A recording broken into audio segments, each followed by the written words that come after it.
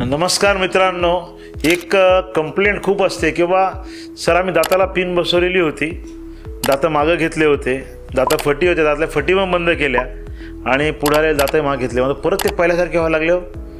हे काय लफडा आहे?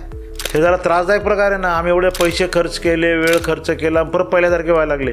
लक्षात ठेवा, त्याच्यासाठी रिटेन्शन नावाची उपचार पद्धती असते. म्हणजे what ever you have corrected त्याला रिटेन करायचं आहे. तर ते जर रिटेन करायचं आहे तर तुमच्या डॉक्टरने त्याबद्दल तुम्हाला कल्पना दिलेली पाहिजे की बाबा रे, जरी मी सगळं केलं आहे ते परत पहिल्यासारखं होऊ शकतं.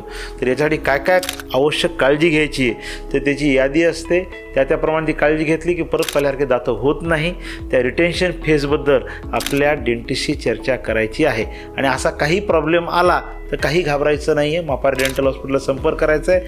आम्ही काही प्रॉब्लेम आला तर त्याचं सोल्युशन हे आपल्याला देणार आहे.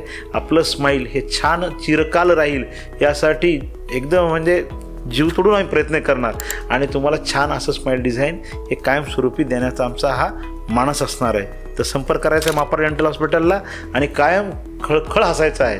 काही घाबरायचं नाही आहे आणि इलाज केल्यानंतरही घाबरायचं नाही, इलाजाच्या दरम्यानही घाबरायचं नाही. सगळं छानच होणार आहे.